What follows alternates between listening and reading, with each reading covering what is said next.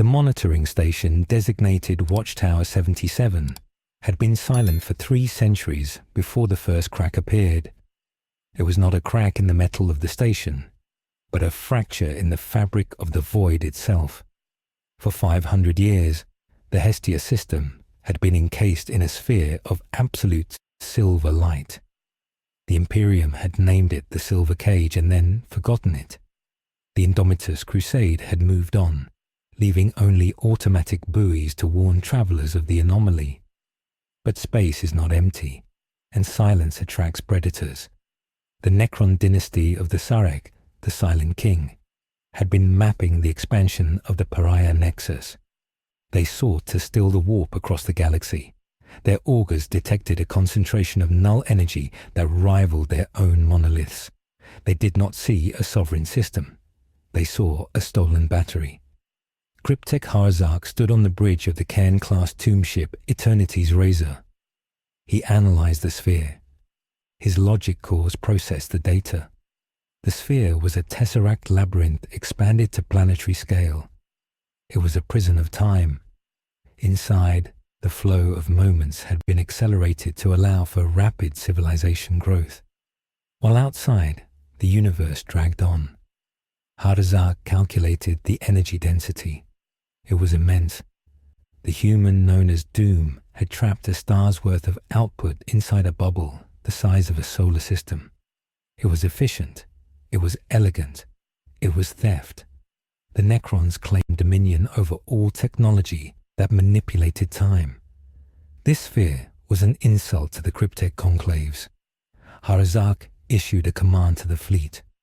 They would not negotiate. They would dismantle the sphere and reclaim the raw materials. Inside the sphere, the date was different. 2,000 years had passed since the Great Isolation. The ugly world of Hestia was no longer a planet of fields. It was a planet of spires. The entire surface was covered in arcologies of white stone and green glass. The population had stabilized at 10 billion. There was no hunger. There was no disease. There was no dissent. The people of Hestia did not know war. They knew only the order of doom. They studied mathematics, engineering, and agricultural science. They worshipped the man in the iron mask, not as a god, but as the prime constant. But a society without conflict is a society without immunity. They had forgotten the sound of a bolter. They had forgotten the scream of a dying man. They were soft. Victor von Doom sat on his throne in the Apex Citadel. His armor had been upgraded a dozen times over the millennia. He had replaced failing organs with cybernetics of his own design, far superior to the crude bionics of the Mechanicus. He was more machine than man now, a consciousness housed in a chassis of living metal and magic. He looked at the holographic monitors. Efficiency was 100%. Crime was 0. Productivity was maximum. And Doom was bored. He had solved the equation of governance. He had created paradise, and it was a prison. He felt the stagnation in his soul. A ruler needs a crisis to define his strength. He checked the energy readings of the Tesseract wall. It was degrading. The entropy of a closed system was inescapable. Eventually, the bubble would pop. The alarm did not sound like a siren. It sounded like the tearing of a grand curtain. The sky of Hestia, silver and unchanging for 2,000 years, turned black in a single sector. A massive geometric shape pushed through the barrier. It was a Necron pylon, miles long, driven into the sphere like a nail into a glass ball. The atmosphere vented into the void. The perfect weather control systems failed. Thunderstorms, unknown for centuries, erupted across the northern hemisphere. The citizens in the high spires looked up, not with fear, but with confusion. They did not have a word for invasion in their lexicon. Doom stood up. The dust of centuries fell from his cape. He watched the black ships of the Necrons pour through the breach. He saw the green lightning arc across his perfect city. He saw the first tower collapse, taking 50,000 lives with it. He did not feel horror. He felt a surge of adrenaline that he had not felt since his duel with Robert Guilliman. The experiment in peace was over. The test of durability had begun.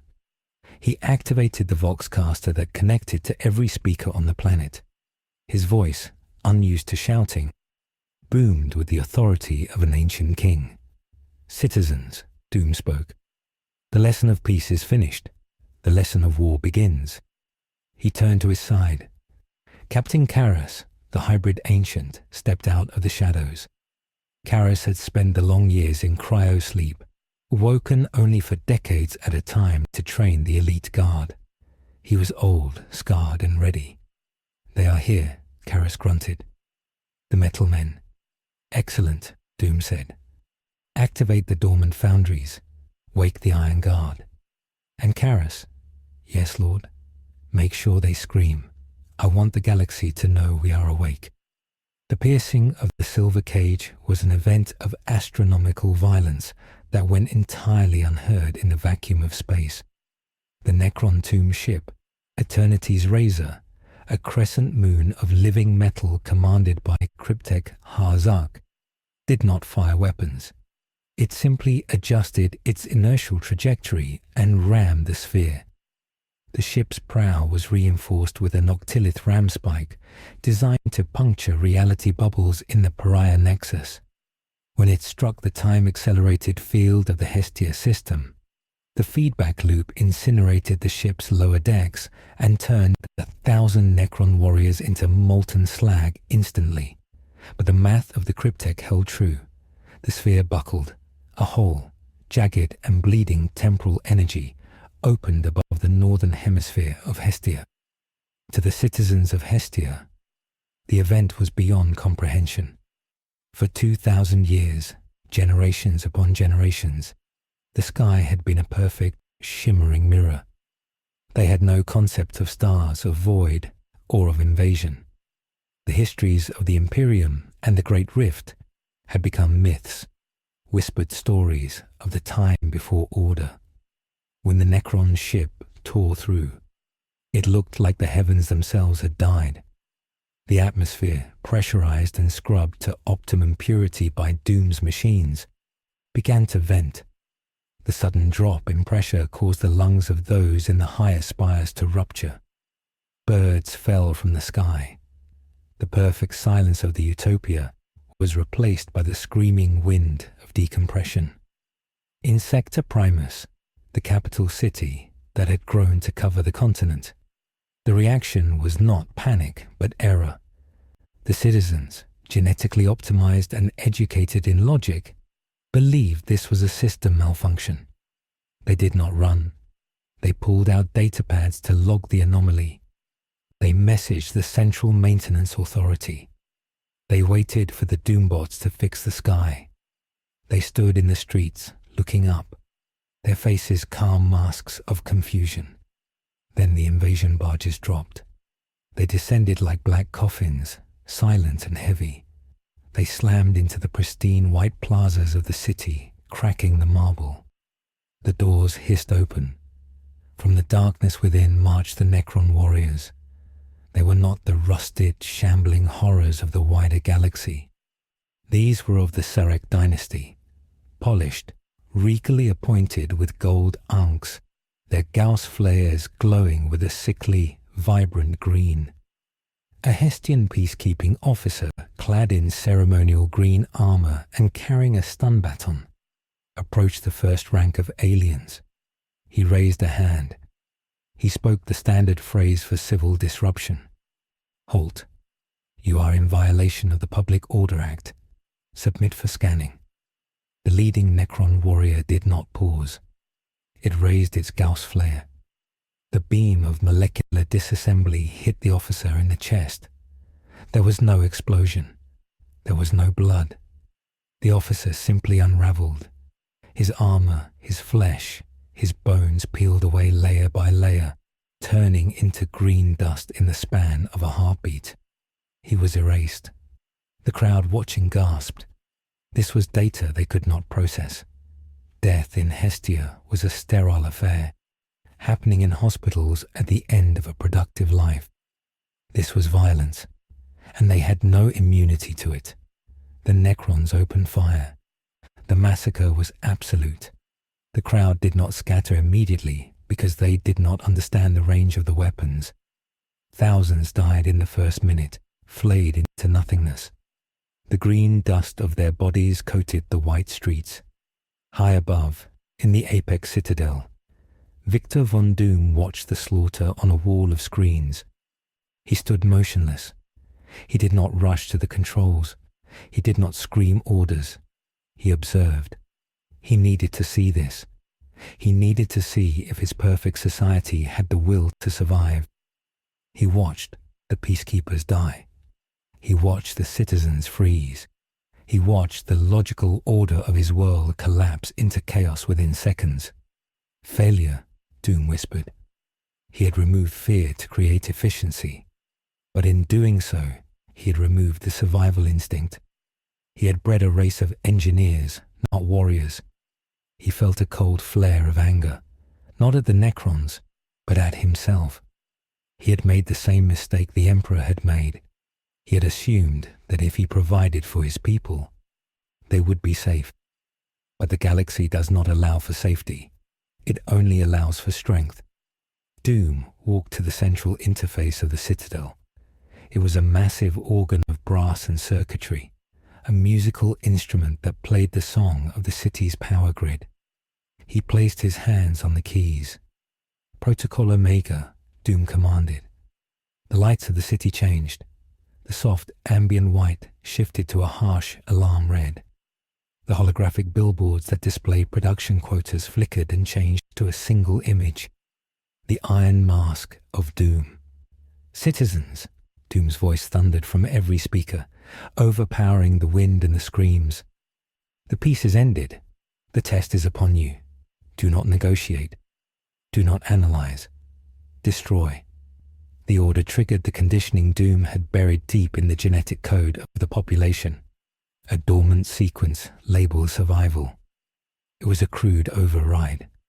The citizens, paralyzed by shock, suddenly felt a spike of adrenaline. They dropped their datapads. They ran.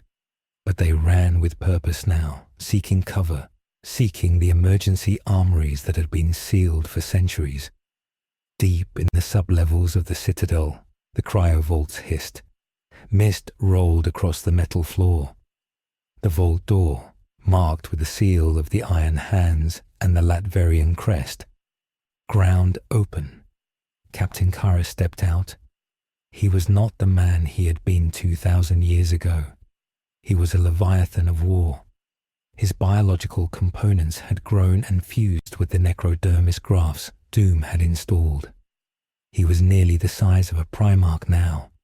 His armor a second skin of living metal. He carried the heavy bolter that had slain the Tyrannid Carnifex, but the weapon had been modified. It now fed from a backpack reactor, firing rounds tipped with unstable plasma.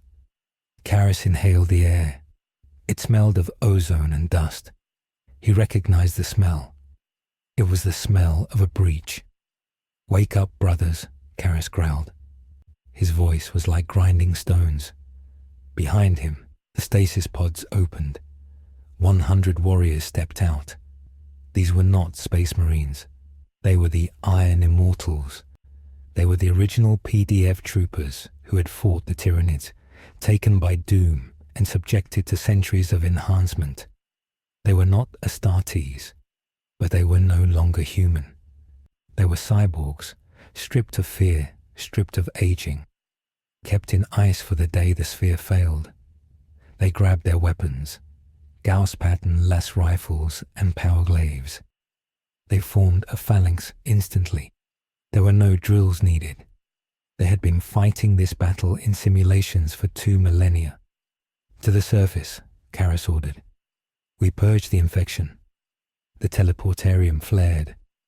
In the Grand Plaza of Sector Primus, the slaughter was becoming industrial. The Necrons had established a perimeter. Scarab swarms poured from the barges, eating the buildings, converting the matter into energy to power more portals. The cryptek, Szarekh, floated above the ruin on a repulsive platform. He scanned the architecture. Primitive, the cryptek clicked in binary. Elegant geometry, but fragile materials. Harvested all. A blast of green lightning struck the cryptek's shield. Szarekh turned. Teleport flares exploded across the plaza. Karas and the Iron Immortals materialized. They did not hesitate. They did not issue challenges. Karas opened fire. The heavy bolter roared. The plasma tipped around and struck the lead Necron warriors.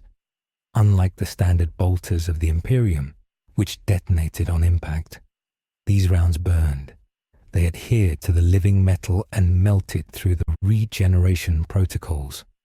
Necrons fell, their torsos glowing white-hot as they dissolved. The Iron Immortals charged. They moved with the synchronized precision of machines. They fired in volleys. The Hestian citizens peeking from the ruins watched in awe. They had seen statues of these warriors. They thought they were myths. Now, the myths were killing the monsters. Szarekh analyzed the threat level. Post-human biology detected. Hybrid technology. Threat index rising. The cryptek raised his staff of light. He tapped into the geomagnetic field of the planet. He twisted gravity. The Iron Immortals were slammed into the ground as the gravity in the plaza increased tenfold. Their armor groaned. Bones snapped. Karas fell to one knee, the stone cracking beneath him. He struggled to lift his gun. The Necron warriors advanced, their Gauss flares lighting up for the execution. In the citadel, Doom saw his elite guard pinned. He saw the cryptek's arrogance. "You play with physics," Doom sneered. "I wrote the book." Doom stepped onto the balcony of the citadel. He did not use a weapon. He raised his hands. He tapped into the order grid, the magical technological web that sustained the sphere. He looked at the gravity well crushing his men. He did not fight the gravity. He inverted it. With a gesture, Doom cast a spell of reversal. The gravity in the plaza didn't just return to normal. It flipped. The Necron warriors, who were not anchored, were hurled into the sky. They screamed silently as they were flung into the upper atmosphere. Karas, whose magnetic boots were locked to the ground, stood up. The pressure was gone. "Kill them," Doom commanded through the Vox. Karas charged the cryptek. Szarekh tried to raise a shield, but Karas was already there. The hybrid captain swung his heavy bolter like a maul. He smashed the cryptek's platform. Szarekh fell. Karas planted a boot on the alien's chest. "You are obsolete," Karas rasped. He fired a point-blank round into the cryptek's face. The head exploded in a shower of sparks and oil. The first wave was broken, but the victory was a mirage. Doom knew this. He looked up at the hole in the sky. The single ship, Eternity's Razor, was just the vanguard. Through the breach, he could see the stars again, and blocking the stars was a fleet. The Silent King had sent a suppression force.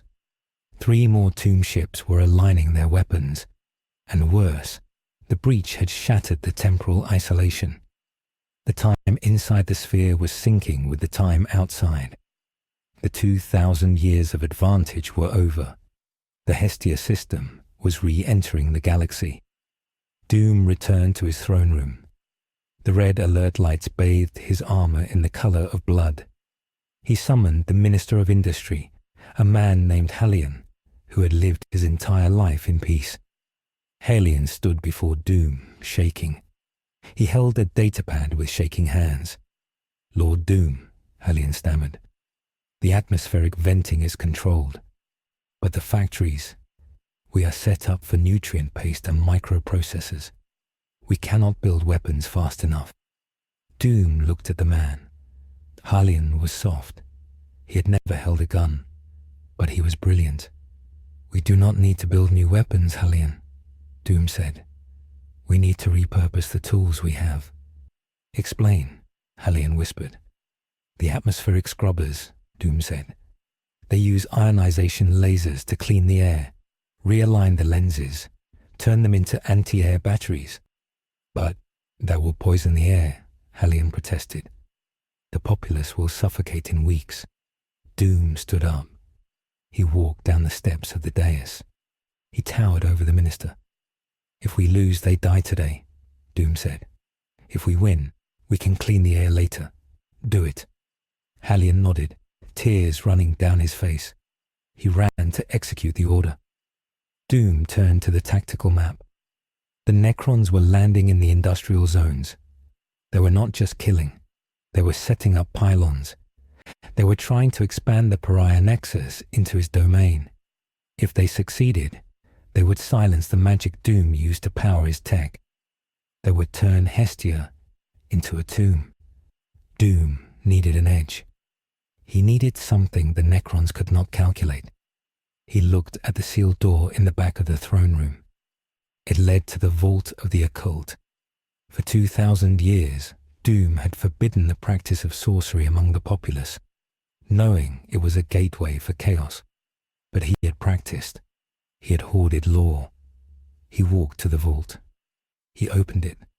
Inside, floating in a stasis field, was a book.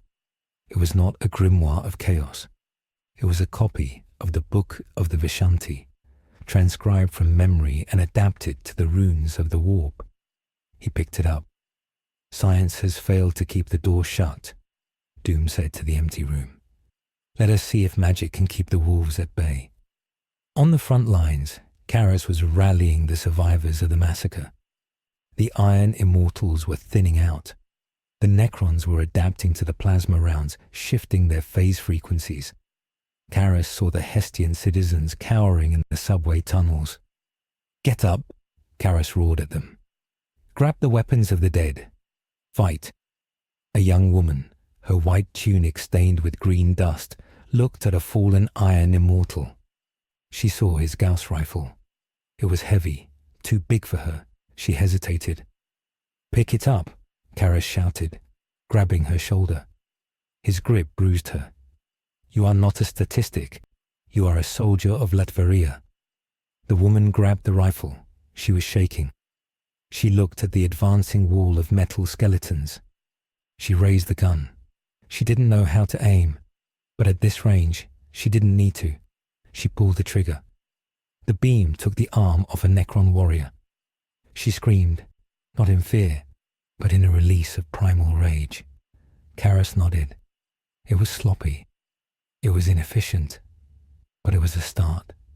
The battle for Sector Primus had turned from a massacre into a war. The utopian city was burning. The white towers were black with soot. The green glass was shattered. And in the void, on the bridge of the flagship Song of Oblivion, the Necron overlord Trazyn the Infinite watched the feed. He was not part of the invasion force, but he was observing. He had sensed the anomaly.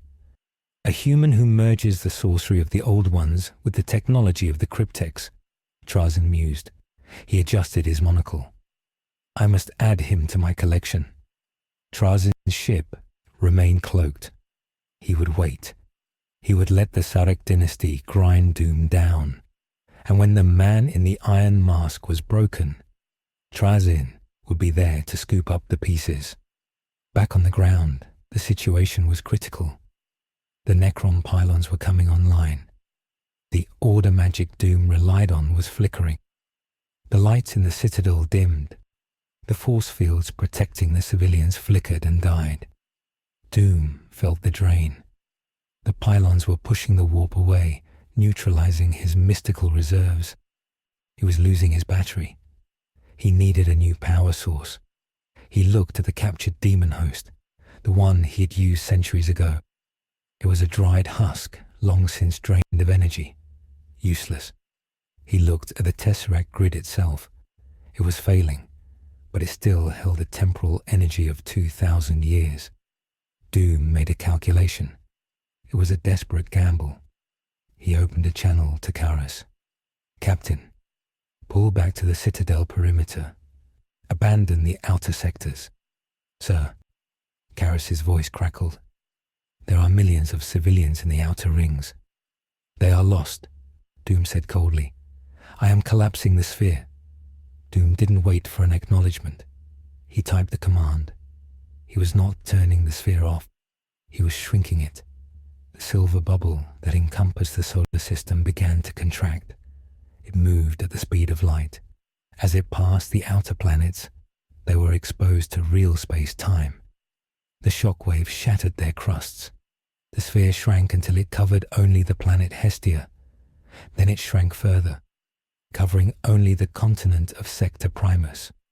The Necron ships in orbit were suddenly outside the barrier. The pylons they had landed in the outer zones were severed from their network. Doom had sacrificed the system to save the city. He had condensed the energy of a solar shield into a planetary shield. The density of the barrier increased 1,000,000-fold. The Necron beams hitting the new smaller shield splashed off like water. The breach sealed. Doom slumped in his chair. He had bought them time, but he had also trapped them in a cage that was getting smaller. The city was now the entire world. Outside the barrier, the Necrons controlled the planet. Inside, Doom ruled the city. The siege of Hestia had begun. The Hestian citizens who survived the pullback looked at the new barrier. It was thick, crackling with violent energy. They looked at the ruins of their homes outside the wall, now being crushed by Necron walkers. They looked to the citadel. They did not cheer. They realized the price of their survival. They were alive, but they were compressed. Rations would have to be cut. Living space was halved. Doom appeared on the screens again. We have consolidated, Doom said. The enemy holds the wasteland. We hold the future. Work shifts are doubled. Mandatory combat training for all citizens aged 10 and above. He paused. You wanted a protector, Doom said. I am not your protector. I am your commander. And under my command, we do not die. The screen went black. In the command center, Karras limped in. His armor was smoking. He had lost 50 iron immortals. We held, Karras said. For now, Doom replied. He looked at the tactical map. The Necrons were digging in. They were building a siege ring. They were immortal. They could wait another 2,000 years. We cannot win a siege against time itself, Doom said. We need to break the blockade. We have no fleet, Karras reminded him. No, Doom agreed, but the Imperium does. Doom brought up the old communications array, the one that hadn't been used since Cryptman left. He hesitated. To call for aid was to admit weakness. To ask Guilliman for help was to admit that his way had failed. Doom's hand hovered over the transmit rune. No, he hissed. I will not beg. He turned to the research labs. If we cannot go out, and we cannot fight on the surface, we go down. He pulled up the geological surveys of Hestia.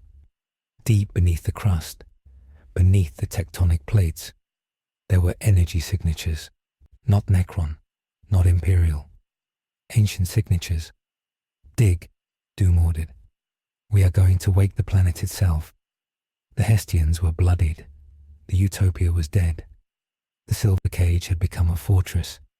And in the darkness of the void, Trazyn the Infinite watched the shield contract and smiled. The exhibit is framing itself, the Overlord chuckled. The war for Hestia had ceased to be a conquest.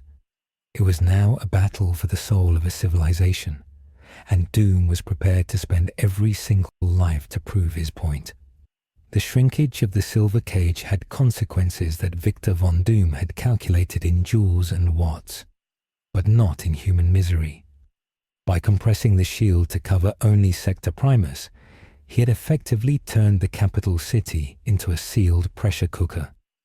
The population density tripled overnight, as refugees from the outer districts were crammed into the hab blocks of the inner sanctum. The utopian shine of Hestia rubbed off within a week, revealing the desperate, grinding machinery of survival underneath. The sky was no longer a mirror, it was a ceiling. The shield crackled constantly, a low-frequency hum that vibrated in the teeth of every citizen. It was the sound of 1 billion megatons of Necron ordnance splashing harmlessly against the barrier. The Szarekh Dynasty had stopped trying to penetrate the shield with finesse.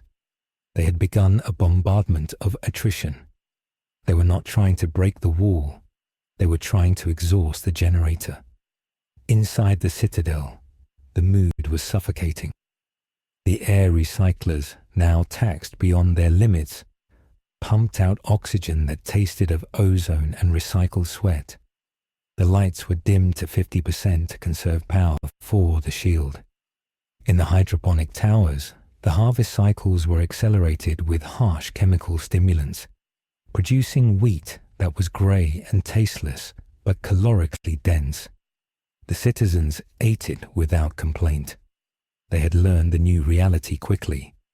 Eat the grey paste or die. General Karras walked the perimeter of the mining sector. This was the new front line.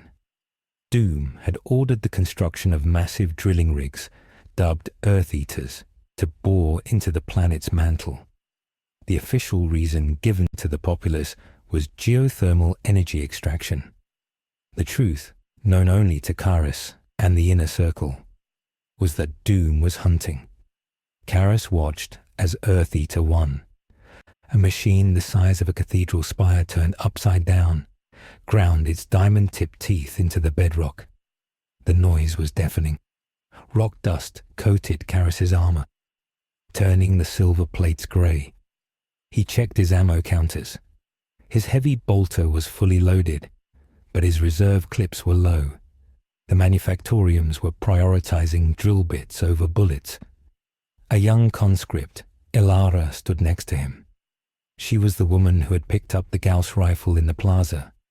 Now she wore a patchwork of PDF flak armor and iron guard carapace. Her face was smudged with grease. She held the alien weapon with a familiarity that unsettled Karras. "General," Ilara shouted over the roar of the drill. "The sensors are picking up movement in Sector 4 tunnels. Not seismic, rhythmic." Karras looked at the display. The thermal imaging showed faint, cold signatures moving through the solid rock parallel to the drill shaft. "They are digging too," Karras realized. The Necrons were not limited by biology. They did not need tunnels to move. Canoptek wraiths could phase through solid matter. They were swimming through the planet's crust like sharks through water, aiming to intercept the drills. "Alert the tunnel squads," Karras ordered. "We are about to have company." 3,000 meters below the surface, the darkness was absolute until the floodlights of the Earth Eater cut through it. The drill head broke through a layer of granite into a cavern. It was not a natural formation. The walls were smooth black stone, inscribed with glowing green glyphs. Doom sat in the command chair of the drilling rig. He leaned forward. "Stop," Doom commanded. The drill ground to a halt. Steam hissed from the cooling vents. Doom stood up. He adjusted his sensor gauntlet. "This is it," he whispered. He had suspected Hestia was not just an agri-world. The specific resonance that allowed his tesseract sphere to function so well, the ease with which the local reality accepted time manipulation, it all pointed to a pre-existing infrastructure. The Necrons had been here before, millions of years ago. They had built something deep in the dark, and Doom intended to own it. He exited the rig, stepping onto the black stone floor. He was flanked by 2 Doombots and a squad of iron immortals. The air in the cavern was stale, dead for eons. "Scan the glyphs," Doom ordered. The Doombots scanned the wall. Translation matrix active. Dialect. Nephrach. Warning. Warding sigils. Designation. Prison. Doom walked to a massive door at the end of the cavern. It was sealed with locks that required a stellar alignment to open, or in Doom's case, a brute force magical bypass. He raised his hand. Green energy flared. He began to pick the lock of the universe. As he worked, the walls shimmered. Wraiths, an iron immortal shouted. The stone walls became liquid. Metal serpentine forms burst through, their phase claws humming. Canoptech wraiths. They were the assassins of the underground. They moved with terrifying speed, phasing in and out of reality. "Defend the position," Doom shouted, not breaking his concentration on the door. The Iron Immortals opened fire. In the confined space, the noise was a physical blow. Gauss beams and plasma rounds lit up the dark. A wraith lunged at Doom. A Doombot intercepted it, grappling the creature. The wraith phased its claws through the Doombot's chest, ripping out its fusion core. The Doombot detonated, collapsing a section of the ceiling. Doom did not flinch. He twisted his wrist, and the magical lock shattered. The massive door groaned open. A wave of heat washed over them. It was not the heat of magma. It was the dry, ancient heat of a star. Inside the chamber, suspended in a tesseract labyrinth of immense complexity, was a shard. It looked like a burning man, a silhouette of golden fire trapped in a cage of green lightning. "A Catan shard," Doom murmured.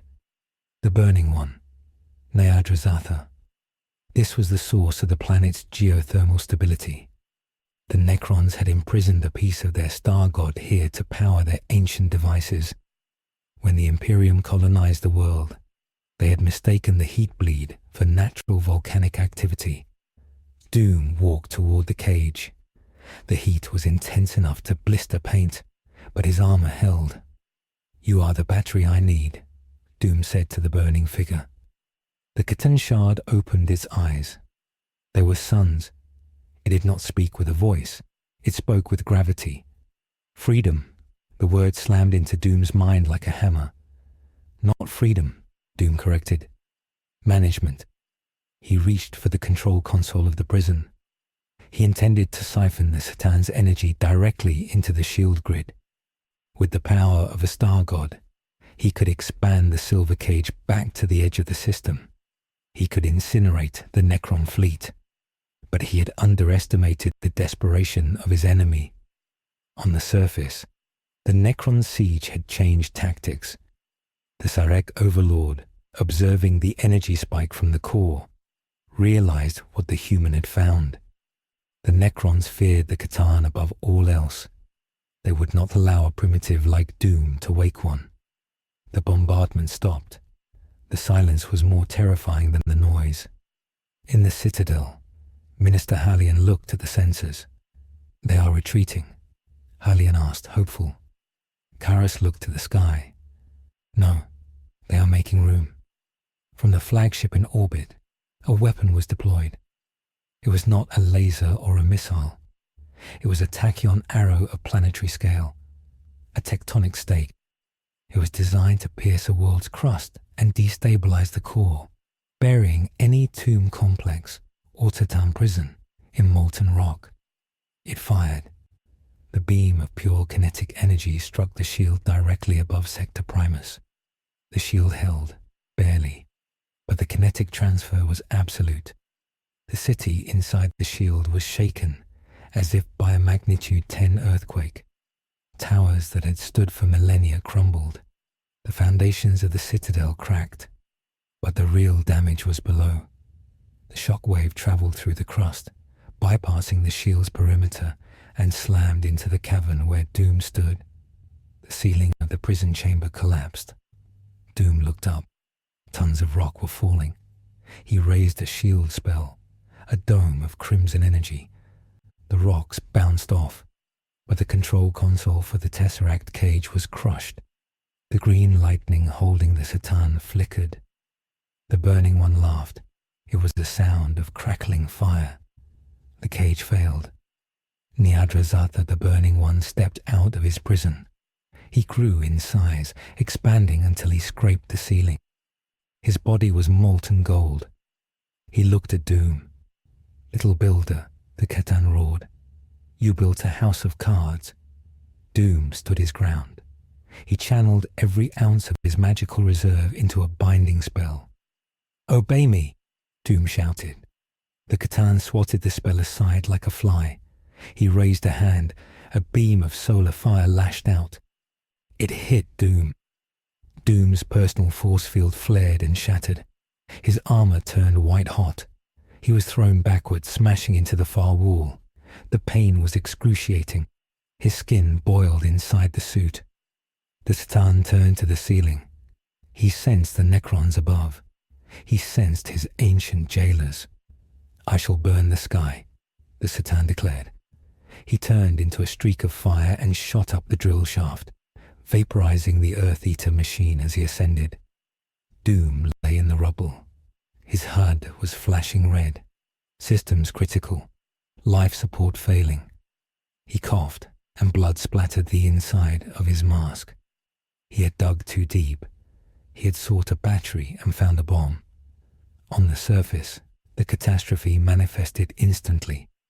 The Earth-Eater rig in the mining sector exploded. A pillar of golden fire erupted from the hole, piercing the sky. It hit the silver shield from the inside. The shield, designed to keep attacks out, was now keeping the fire in.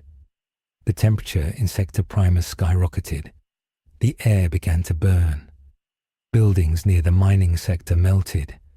Citizens vaporized in the streets. Karas, standing on the perimeter, saw the pillar of fire. He saw the shape within it, a giant of gold. "What is that?" Ilara screamed, shielding her eyes from the blinding light. "That," Karas said, checking his heat sensors which were melting, "is a god." The C'tan slammed against the interior of the silver shield. He wanted out. He wanted to eat the Necron ships, but the shield held him in. In his rage, he began to burn everything inside the bubble. Doom limped out of the drill shaft ruins. He was alone. His Doombots were slag. His iron immortals were ash. He looked up at the burning deity destroying his city. He had a choice. He could let the shield stand. The C'tan would burn the city to ash, killing everyone. But the entity would be contained and the Necrons outside would be safe. Or he could lower the shield. If he lowered the shield, the C'tan would escape.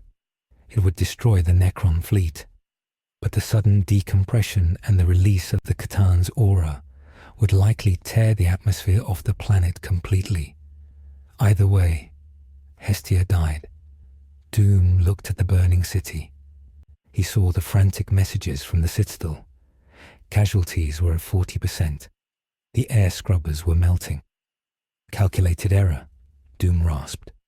He activated his comms. He did not call Karas. He called the Necron fleet. He broadcasted on the open channel. "Overlord of Szarekh," Doom shouted. "You sought to bury this evil. Instead, you have knocked on his door." There was silence, then a response. It was the cold voice of the Necron Admiral. "You have doomed us all human." "I have changed the terms of the negotiation," Doom replied. "I have a star god in a bottle, and I am about to pull the cork." The Necron Admiral processed this. If the Burning One escaped, he would devour the fleet and then move on to the dynasty's core worlds. "What do you want?" the Admiral asked. "Cease fire," Doom said. "Focus all your containment batteries on the coordinates I transmit. I'm going to flush the system." Doom keyed the command code for the shield generator. He didn't turn it off. He inverted the polarity. Instead of a wall, the shield became a funnel. He aimed the aperture directly at the Necron fleet in orbit. "Now!" Doom screamed. He released the magnetic locks. The silver shield collapsed into a beam, channeling the C'tan's rage upward. The Burning One, seeing a path to the void, took it. He shot up into space, a spear of godfire. The Necron fleet was waiting. They fired every tesseract arc and gloom prism they had. They caught the C'tan in a crossfire of containment beams as soon as he exited the atmosphere. It was a chaotic, desperate struggle in the void. Ships burned as the C'tan swiped at them, but the weight of fire drove the entity away from the planet, pushing it into the deep void. On the ground, the backlash was catastrophic. The release of the shield caused a massive atmospheric displacement. Hurricane-force winds scoured Sector Primus. The sudden drop in temperature shattered the superheated buildings. The city of white stone and glass crumbled. The citadel lost its spire. When the dust settled, Hestia was a ruin. The sun shone down on a broken world. The shield was gone. The utopia was gone. Doom stood in the wreckage of the mining sector. His armor was fused solid in places. He had to force his servos to move. He looked around. Bodies lay everywhere, not flayed by Necrons, but burned by the god he had unearthed. Karis emerged from a bunker, carrying Elara. The girl was unconscious, her skin red with radiation burns. "We survived," Karis said. He didn't sound like he believed it. "The Necrons?" Doom asked. "Retreating," Karis said. "They are chasing the star god. They prioritize recapturing it over killing us." Doom nodded. It was the logical choice for them. He looked at the ruin of his work. 2,000 years of order, wiped out in an hour of chaos. He felt a bitterness that tasted like bile. He had tried to be a builder. He had tried to be a benevolent god. But the galaxy did not want builders. It wanted survivors. Doom walked over to a piece of debris. It was a statue of himself, erected in the central plaza. It was melted, the face unrecognizable. He ripped the metal mask off the statue. He looked at it. Halion came running up, coughing in the dusty air. "Lord Doom," Halion cried. "The food stores are destroyed. The water table is contaminated by the C'tan's heat. We have food for maybe a week. The people, they are broken." Doom looked at Halion. He looked at Karis. "They are not broken," Doom said. "They are tempered." He put his hand on Halion's shoulder. "Gather the survivors. Move them to the deep bunkers. We seal the surface." "Seal it?" Halion asked. "But the sun. The sun is a weakness," Doom said. "We go underground. We rebuild in the dark. And this time we do not build a garden. We build a fortress." Doom looked up at the sky one last time. "I tried to save you from the Grimdark," he whispered to the universe. "But you insisted." He turned his back on the sun. "Very well, let us be monsters." The resource base of Hestia was destroyed. The population was reduced by half. The technological advantage of the shield was lost. But the strategic condition had changed. The Necrons were gone, distracted by a greater threat. Doom was alive. And now, he had nothing left to lose. The shift was palpable. The Iron Guard stopped wearing polished white armor. They painted their gear black with ash. They stopped drilling for energy and started scavenging the Necron wreckage for weapons. The society of Hestia morphed from a high-tech utopia into a subterranean scavenger cult, ruled by a scarred king in a broken mask. Deep in the tunnels, Doom began to design a new weapon. He realized that passive defense, shields and walls, was a failure. The Imperium survived because it attacked. The Necrons survived because they regenerated. Doom needed a way to attack the fabric of the galaxy itself. He went back to the chamber where the C'tan had been held. The cage was broken, but the residual energy remained. The traces of the star god's essence lingered in the stones. Doom took a sample of the rock. He placed it in a containment vial. "If I cannot control a god," Doom mused, "I will clone one." He began the Avatar project. It was not an attempt to create life. It was an attempt to create a suit of armor that could channel the power of a C'tan without burning the wearer. He would become the burning one. But for now, there was only the hunger, the dark, and the cold. The humanity thread had bottomed out. The rations were gone. The citizens ate fungus scraped from the tunnel walls. They drank recycled urine filtration. They stopped singing the anthems of Latveria. They worked in silence, eyes hollow. Karas watched them. He saw the light dying in their eyes. "We are losing them, Lord," Karas warned Doom. "Not their bodies, but their minds. Despair is setting in." Doom looked up from his workbench. "Then give them an enemy," Doom said.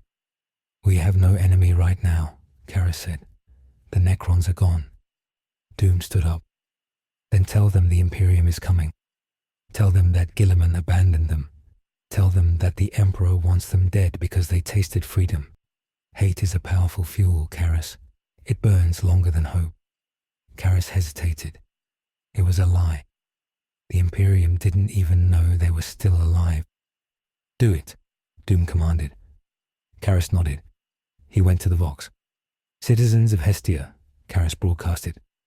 "The surface is lost, but we remain. The galaxy thinks us dead. The Imperium left us to rot. But we will not rot. We will rise, and we will take what is ours." The lie took root. In the darkness, the people of Hestia learned to hate the stars that had forsaken them. They hardened. They became the weapon Doom needed. The Hestia Divergence had become a Hestian cult of vengeance, and at the helm, Victor von Doom plotted his return, not as a savior, but as a conqueror. The raiding corvette, Hand of Latveria, did not look like an Imperial ship, nor did it resemble the sleek crescent of a Necron vessel. It was an ugly, brutal thing, welded together from the scrap of two civilizations. Its hull was a patchwork of ceramite and necrodermis, scarred by welding burns and void pitting. It drifted silently in the asteroid belt of the Guthrum system, 3 light years from Hestia. Inside the bridge, the air was cold and smelled of recycled sulfur. Captain Karas stood at the helm. He had not removed his armor in 5 decades. His organic components had mostly failed and been replaced by Hestian scavenged tech. His left eye was a glowing green sensor node that cycled through the electromagnetic spectrum. He watched the Auspex. The target was a massive Imperial conveyor, the Saint's Bounty, hauling refined promethium and adamantium ingots to the forge worlds of the subsector. It was escorted by 2 Cobra-class destroyers, a standard formation. To the Imperium, this sector was a quiet backwater. The Hestia system, marked only as a navigational hazard due to residual warp storms. They had forgotten the people they left behind. Karas had not forgotten. "Signal the boarding parties," Karas rasped. His voice box was a synthesizer now. The meat of his throat had rotted away 10 years ago. The Hand of Latveria did not power up engines. It engaged a gravitic hook, a device Doom had reverse-engineered from the Necron wreckage. The ship did not accelerate. It fell. It fell sideways through gravity, hooking onto the mass of the Saint's Bounty. The sudden gravitational lurch threw the Imperial crew across their decks. The escort sensors screamed, detecting a massive mass displacement where there should have been empty space. Before the Navy captains could issue a firing solution, the Hestian boarding torpedoes were already in flight. They were silent. They had no retro thrusters. They used magnetic rails to launch. They slammed into the hull of the conveyor. Inside the Saint's Bounty, the armsmen rallied. They were good soldiers, trained to repel orcs and pirates. They set up heavy stubbers at the bulkheads. They waited for the breach. The door blew inward, but no screaming horde charged through. Instead, a canister rolled into the room. It hissed. Green gas filled the corridor. It was a neurotoxin derived from the atmospheric scrubbers of Hestia, concentrated into a weapon. The armsmen clawed at their throats as their lungs seized. Then the Ashwalkers entered. They were the descendants of the Iron Guard. They wore vacuum-sealed suits made of black leather and grey scavenged plates. Their eyes were hidden behind green-tinted goggles. They did not speak. They moved with the efficiency of locusts. They double-tapped the dying armsmen with suppressed autoguns. They didn't kill for sport. They killed for ammunition. They stripped the bodies of grenades, void suits, and rations. Karras boarded last. He walked through the gas, his filters scrubbing it effortlessly. He reached the bridge. The shipmaster was cowering under the console. Karras lifted him by the neck. "The manifest," Karras demanded. "Promethium, food, machinery." The captain gasped. "Take it. Just let us go." Karras looked at the man. He saw a soft, well-fed imperial citizen. He saw the aquila on the man's uniform, the symbol of the emperor who protected his flock, the flock that had abandoned Hestia to the dark. "We are taking the ship," Karras said. "And the crew." "The crew," the captain stammered. "For what?" "Ransom." "Labor," Karras said. He squeezed. The captain's neck snapped. The raid was over in 20 minutes. The Saint's bounty vanished from the sensors, towed away by the gravitic hook into the dark. The escorts fired blindly into the asteroid field, but the ghosts were gone. This was the strategic chain reaction. Doom knew he could not rebuild Hestia with the resources of a dead world. He needed the Imperium to build it for him. He had turned his civilization into a parasitic organism. For 50 years, ships had gone missing. At first, the Administratum marked them as warp lost, then as pirate attacks, but the volume was increasing. The tide was being bled, and the Imperium, slow and behemoth-like, finally turned its head. The response came in the form of the Black Templars. High Marshal Helbrecht was busy with the Ghoul-Star's crusade, but he spared a strike force for the Guthrum sector. He sent Castellan Draco aboard the strike cruiser Sigismund's Wrath. Draco was a zealot of the highest order. He believed that the missing ships were the work of a chaos cult. He came to purge. The Sigismund's Wrath arrived in the Hestia system. They expected to find a ruined world, perhaps populated by mutant tribes. What they found was a silence that set their teeth on edge. The planet Hestia was grey. The atmosphere was clouded with ash. There were no lights on the dark side. "Auspex scan," Draco ordered from his command throne.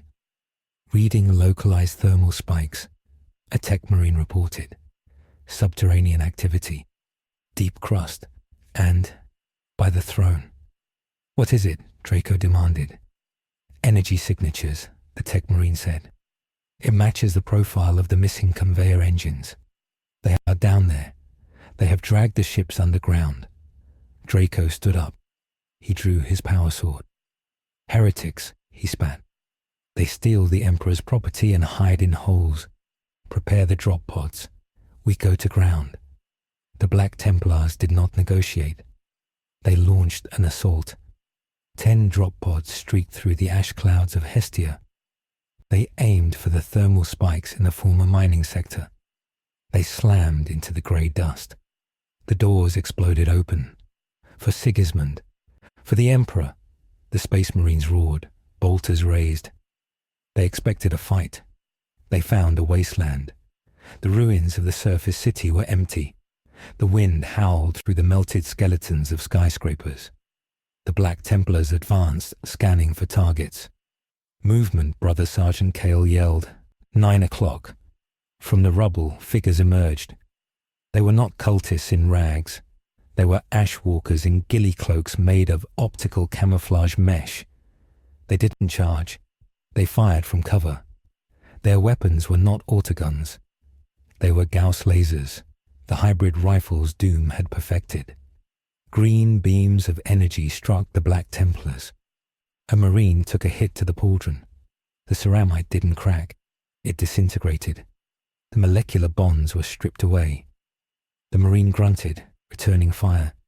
His bolter blew an ashwalker apart. turning the human into red mist. But there were hundreds of them. They popped up from spider holes, fired and vanished. It was an ambush. "Hold formation," Draco roared. "Purge them." The Space Marines formed a firing line. Their discipline was absolute. They mowed down the Ash Walkers. For every Marine that fell, 20 rebels died. But the rebels didn't stop. They fought with a suicidal desperation that unsettled Draco. Chaos cultists fought with madness. These men fought with hate. Then the ground shook. From a concealed silo, a machine rose. It was a war construct. Doom had scavenged the chassis of a Knight Armiger and fitted it with the legs of a Necron Canoptech reanimator. It was a scuttling, spider-like horror with a multi-melter mounted on its carapace. "Target the walker," Draco ordered. The Black Templars focused fire. Bolter rounds sparked off the construct's void shield, a shield generated by a sliver of blackstone. The construct fired. The multi-melter vaporized Brother Kale where he stood. Draco charged. He was a veteran of 100 wars. He knew how to kill machines. He sprinted through the melter fire, his Rosarius force field deflecting the heat. He reached the construct's legs. He swung his power sword. The energy field sheared through the Necron metal. The construct collapsed, screeching. Draco climbed the chassis. He ripped the pilot hatch open. He expected to see a mutant. He saw a man, a human, wired into the machine with cables running into his eyes. The man looked at Draco. He didn't beg for mercy. He pulled a pin on a grenade belt strapped to his chest. "Witness me," the pilot screamed. Draco threw himself backward as the cockpit exploded. The blast wave knocked the Castellan into the dust. He stood up, his armor blackened. This is no cult, Draco realized. This is an army. Deep below, in the bunker command, Victor von Doom watched the battle. He sat in a chair made of recycled starship bulkheads. He wore a simple tunic over his armor. He was no longer the pristine ruler. He was the warlord of the Ash. The Black Templars, Doom noted. Fanatics, highly resistant to psychological warfare, but predictable. Beside him, Karis watched the screen. "We are losing the surface teams. Casualty rate is 80%. Acceptable," Doom said. "They are buying time for the main event." "What main event?" Karis asked. Doom pointed to the orbital scan. The Sigismund's Wrath was holding station in low orbit, providing overwatch. "They sent their best warriors down to the dirt," Doom said, "which means the ship is lightly defended." Doom tapped a command into his console. "Activate the gravitic tether." On the surface, in the ruins of the old spaceport, the ground opened up. A massive array, buried for decades, deployed. It was the same technology Doom had used to drag the Saint's bounty, but scaled up. It was a gravity gun of planetary size. It did not fire a projectile. It fired a well of gravity. The beam hit the Sigismund's Wrath. The strike cruiser lurched. Its engines flared, trying to compensate. But the gravity well was anchoring it to the planet. It was being reeled in like a fish.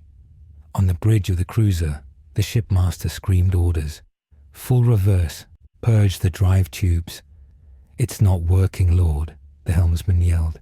"We are caught in a traction beam. Hull integrity failing." On the ground, Draco saw his ship being pulled down. He saw the sky burning as the cruiser entered the atmosphere. "No," Draco whispered. The ship didn't crash. Doom didn't want it destroyed. He wanted it captured. The tether lowered the massive vessel slowly, agonizingly, until it hovered just above the ash clouds. Then, the Hestian boarding torpedoes launched from the surface silos. They slammed into the immobilized cruiser. Draco keyed his Vox. "All squads, return to the Thunderhawks. We must retake the ship." "It is too late, Castellan," a voice cut into the Vox channel. It was a voice of cold, metallic authority. "Who is this?" Draco demanded. "I am the architect of your failure," Doom replied. "You came to purge a heresy. You found a revolution." The boarding action on the Sigismund's Wrath was a slaughter. The Ashwalkers flooded the corridors. They knew the layout of Imperial ships better than the crew did. They had spent 50 years dismantling them. They used plasma cutters to breach the bridge. They used radiation grenades to clear the engine room. Draco and his surviving Templars were stranded on the surface. They were surrounded by thousands of Ash Walkers. The cruiser above them, their home, their weapon, turned its guns downward. "Surrender," Doom broadcasted, "or be obliterated by your own ordnance." "Black Templars do not surrender," Draco roared. He raised his sword to the sky. "Let it rain fire." Doom respected the choice. He pressed the fire button. The bombardment cannons of the Sigismund's Wrath opened up. But they didn't fire on the Templars. They fired on the surrounding ruins, creating a ring of fire. Doom was not killing them. He was containing them. He needed them alive. A Space Marine's gene seed was valuable. A live Astartes was a treasure trove of biological data. He unleashed the Doombots, the new generation. These were not the sleek silver machines of the past. These were hulking brutes, armored in scrap plate, wielding industrial saws and drills. They swarmed the Templars. Draco fought like a demigod. He cut down a dozen machines, but the numbers were infinite. A Doombot clamped a hydraulic claw onto his sword arm. Another grabbed his leg. They dragged him down. Draco spat blood at the camera lens of the robot holding him. "The Emperor protects," Draco gasped. "The Emperor is far away." Doom's voice came from the robot. "I am here." The screen in the bunker went dark. Draco was captured. The victory was total. Doom had not just repelled an invasion. He had acquired a strike cruiser. He now possessed a void shield capable of withstanding naval fire. He possessed a teleportarium. He possessed a library of Imperial star charts. But the strategic chain reaction was not over. It was escalating. The distress signal from the Sigismund's Wrath had gone out before the capture. It had reached the subsector capital of Sabramundi, and it had reached the ears of the Adeptus Mechanicus, Magos Dominus X-99 of the Styges. And then Forge World intercepted the data. He analyzed the sensor logs from Draco's suit before the signal died. He saw the Gauss weapons. He saw the Necron hybrid tech. He saw the gravity tether. Xenos heresy. X-99 shattered. Tech level, Omega. Value, infinite. The Styges priesthood was notorious for their hunger for Xenos technology. They did not want to destroy Hestia. They wanted to dissect it. X-99 mobilized his macroclade. He did not inform the Imperial Navy. He wanted the prize for himself. Back on Hestia, Doom stood in the hangar of the captured Sigismund's Wrath. His engineers were already scrubbing the aquilars off the hull. They were welding Latverian cress onto the bulkheads. Doom walked to the Strategium. Karras was there, looking at the star map. "We have a capital ship," Karras said. "We can leave. We can break orbit and run for the Farsight Enclaves or the Maelstrom." "Run?" Doom asked. He ran a hand over the command console. "Why would we run?" "Because the Imperium will send a fleet," Karras said. "A real one." "Let them come," Doom said. He pulled up a schematic. It was the Avatar project, the suit of armor designed to hold the Khatan energy. He had been lacking a power source to jumpstart the fusion reaction. But now, he looked at the captured drop pods of the Black Templars. He looked at the gene seed storage they had looted from the Apothecarian. "The Astartes biology is a bridge between the warp and the materium," Doom said. "Their souls are bright." He turned to Karras. "Bring me Castellan Draco, and bring me his sword." "You intend to sacrifice him?" Karis asked. I intend to use him as a spark plug, Doom corrected. The ritual took place in the deepest geothermal chamber. Draco was strapped to a frame of black iron. He was stripped of his armor. His body was a map of scars and service studs. He glared at Doom. You are a witch, Draco growled. You traffic with powers you cannot control. Doom stood before the avatar suit. It was a massive, hulking frame of auramite and necrodermis, towering 12 feet tall. It had no pilot. It was empty. I traffic with physics, Doom said. And you, Castellan, are a battery of faith. Doom activated the siphon. He did not drain Draco's blood. He drained his bioelectricity, the psychic resonance of a transhuman soul. He channeled it into the avatar suit. Draco screamed as his life force was ripped away. It was not a quick death. It was a spiritual flaying. The avatar suit began to glow. The katana shard residue Doom had placed inside the core ignited. The suit levitated. Green fire poured from its eyes. It worked.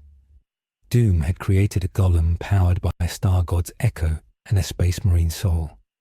It is unstable, Doom noted, reading the output. It will last only a few hours in combat before burning out. But for those few hours, it is a god. He turned to the tactical map. The Styges Azantit fleet was translating in system. 3 Mechanicus cruisers and an Arc Mechanicus. They want my technology, Doom said. He walked to the teleport pad. I will give them a demonstration. The battle in orbit was brief. The Hand of Latveria and the captured Sigismund's Wrath engaged the Mechanicus fleet. It was a diversion. Doom teleported directly onto the bridge of the Arc Mechanicus Omnissiah's logic. He brought the Avatar with him. The Skitarii guards opened fire. Their radium carbines pinged off Doom's force field. The Avatar stepped forward. It raised a hand. A beam of golden fire erased the Skitarii. It wasn't magic. It was reality warping. The Avatar simply deleted them from space-time. Margos X-99 stood on his command dais. He looked at the Avatar. His logic cores trembled. Beautiful, X-99 whispered. Doom walked up to the Magos.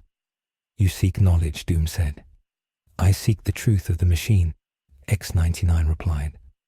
The truth is that the machine serves the man, Doom said. The Avatar grabbed the Magos. It ripped the data core from his head. Doom took the core. He plugged it into his gauntlet.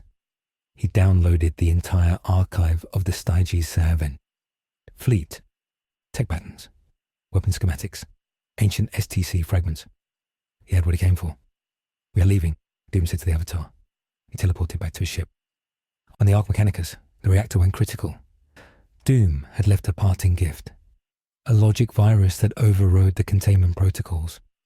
The Omnissiah's logic exploded, taking 2 cruisers with it. The debris field sparkled in the void. Doom stood on the bridge of the Sigismund's Wrath. He watched the explosion.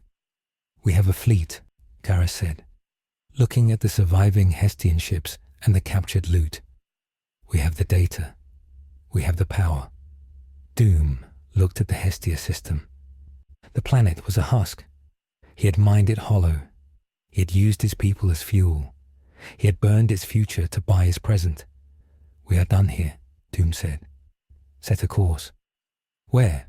Karis asked. Terra. Doom laughed. It was a dry, humorless sound. No, Terra is a symbol. I do not want symbols. I want the source. He pointed to the galactic map, to the Cicatrix Maledictum, to the Pariah Nexus. We are going to the Nexus, Doom said. The Silent King stole my victory. I am going to steal his throne. The Hestian fleet turned away from their home. They left the ruin behind. They became a nomad fleet, a crusade of logic and hate. The strategic chain reaction was complete. Doom was no longer a planetary governor. He was a galactic warlord. and he was heading into the belly of the beast. The Imperium would remember Hestia not as a tragedy, but as the birthplace of a new nightmare. The Ashwalkers, the Doombots, the Avatar Golems, they were loose in the galaxy now, and in the warp, the Chaos Gods stopped laughing. They realized that a new player had sat down at the great game, and he wasn't playing by their rules. The fleet of the Hestian exile did not sail through the void. It crawled. The journey into the Pariah Nexus was akin to walking into a tomb where the air itself had been sucked out. The region known as the Nephilim sector had been claimed by the Silent King, Szarekh, as the staging ground for his great work, the Stilling. Here, the Necrons had erected a network of pylons constructed from nocturnal blackstone. Arranged in geometries that defied Euclidean logic, these pylons projected a field of anti-warp energy so dense that it didn't just banish demons, it smothered the soul. On the bridge of the Sigismund's Wrath, now renamed the Latverian Monarch, the effects were immediate and horrific. The Ashwalkers, veterans of the underground wars who had fought machines and starvation, began to simply stop. They did not mutiny. They did not scream. They sat down at their stations and stared at the walls. The Stilling severed the connection between the human consciousness and the Empyrean. Without that spark, motivation evaporated. Men forgot to eat. Gun crews forgot to reload. The ship's chaplain, a defector from the Black Templars who had been broken by Doom's logic, was found dead in his quarters. He had not committed suicide. He had simply forgotten to breathe. Victor von Doom walked the corridors of his silent ship. He was immune. His will was not tethered to the warp. It was an iron bar of ego that existed independently of the soul sea. But he was alone in his immunity. Even Captain Karas, the hybrid ancient, was sluggish. The tyrannid biology within Karas fought the apathy, but the human side was drowning in the grey noise of the Nexus. Doom reached the bridge. The crew was slumped over the cogitators. The ship was drifting. "Report," Doom commanded. The helmsman did not answer. He was looking at his hands. Doom drew his sidearm, a plasma pistol of Hestian make. He fired a warning shot into the ceiling. The heat bloomed, but the crew barely flinched. "Fear is a motivator," Doom whispered. "But apathy is an insulator." He went to the captain's throne. He accessed the ship's environmental controls. He keyed in a sequence he had prepared for such an eventuality. Protocol stimulus. The air vents hissed. A gas mixture of combat stimulants, concentrated adrenaline, and a mild neurotoxin flooded the bridge. It was a chemical whip. The crew gasped. Their pupils dilated. The chemical override forced their brains to fire synapses. They convulsed, then returned to their stations, shaking, their eyes wide with chemically induced panic. "Resume course," Doom ordered. The helmsman's hands trembled on the wheel, but he obeyed. The Latverian monarch pushed deeper into the silence. The target was the Sarkos system. According to the data Doom had ripped from the skull of Magos X-99, Sarkos was not just a pylon node. It was a laboratory. The Illuminor, Ceres, the architect of the Necron biotransference, maintained a facility there. Doom did not go to destroy it. He went to query it. He needed to understand how the Necrons maintained their command protocols within the Stilling. If he could replicate their control frequency, he could wake his crew permanently. If he failed, his fleet would become a ghost ship drifting until the stars burned out. The arrival at Sarkos was unopposed. The Necron automated defenses scanned the Hestian ships. They detected the necrodermis holes, the stolen codes, the hybrid technology. The logic gates of the defense grid were confused. Was this a Necron fleet, or a chaotic aberration? In the microseconds of hesitation, Doom deployed the dropships. They targeted the primary moon, Zarkos Prime. It was a dead world of grey dust and black pyramids. The atmosphere was thin, cold, and smelled of formaldehyde. Doom led the assault. He brought the Avatar Golem. The massive suit, powered by the dying soul of Castellan Draco and the Catan Shard, walked with a heavy, thudding gait. It was leaking radiation. Its service life was measured in minutes of combat. Karis stumbled beside Doom. The silence. "It is loud here," Karis rasped. "Focus on the mission, Zero," Doom said. "We are here for the signal." They breached the outer perimeter of the laboratory. It was not a fortress. It was a dissection table, the size of a city. Glass tubes stretched for miles, filled with specimens from 1,000 species. Eldar, Orc, Tau, Human. All were suspended in green fluid, stripped of their skin, their nervous systems laid bare for study. Szarekh was trying to understand the soul by dismantling the body. From the shadows, the Guardians emerged. They were not warriors. They were the crypto thralls, the murder buckets of the cryptex, scuttling on bladed limbs. And behind them, the Skorpek destroyers, madness given metal form. "Engage," Doom ordered. The Ashwalkers, high on the chemical stimulants, fought with a frantic, jittery energy. They sprayed Gauss fire blindly. They were not aiming. They were suppressing their own terror. A Skorpek destroyer rushed the line, its hyperphase threshers spinning. It carved through 3 Ashwalkers, sending limbs flying. The Avatar Golem stepped forward. It did not use a weapon. It grabbed the destroyer by its spinal column. The Catan energy flared. The destroyer shrieked as its living metal was transmuted into lead. It collapsed, a heavy, inert lump. Doom pressed forward. He sensed the mind of the Illuminor ahead. It felt like a cold spiderweb. They reached the central sanctum. It was a sphere of black stone, suspended over a pit of green fire. In the center stood Illuminor Szarekh. The cryptek was a monstrosity of augmentation. His legs were arachnid spikes. His staff pulsed with the stolen life force of 1,000 psychers. He was dissecting a living space marine, a white scar captured from a previous raid. The marine was silent, his vocal cords severed, but his eyes were alive.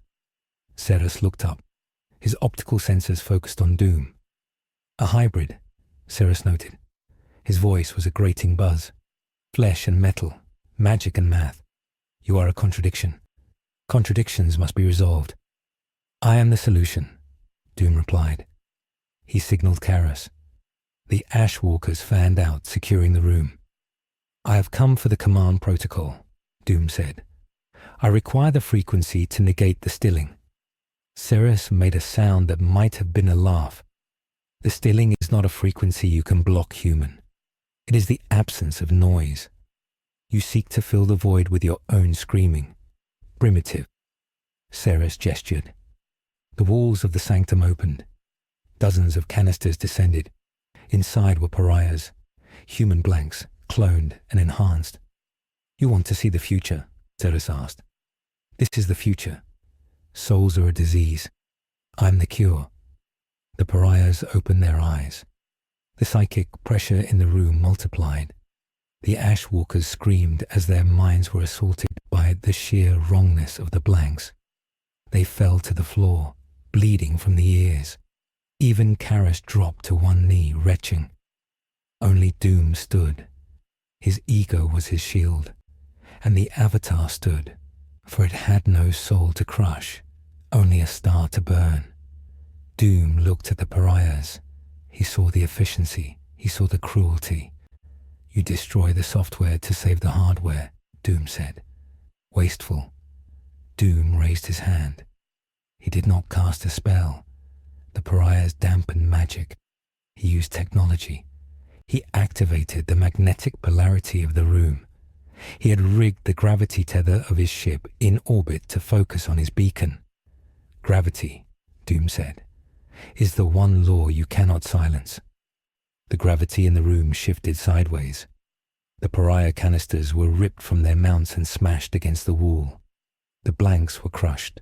The pressure lifted. Szarekh hissed. He charged. His mechanical limbs moved faster than the eye. He struck at Doom with his molecular lance. The Avatar intercepted the blow. The golem caught the lance. The Catan energy battled the Necron tech. Sparks of unreality showered the room. Doom walked past the struggle. He went to the main console.